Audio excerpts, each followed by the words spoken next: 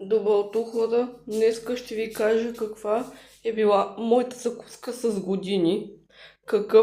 Каква мизерия съм търпяла. И то още повече като кей-поп звезда. Колко лишения съм преживяла.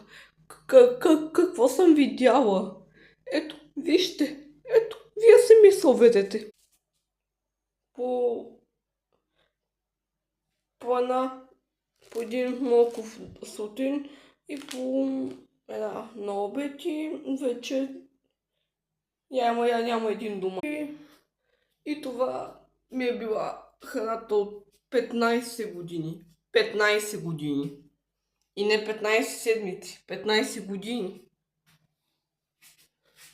Представете си какво съм минала и изтърпяла, като съм искала деца викат една вафла не мога да ям, защото знам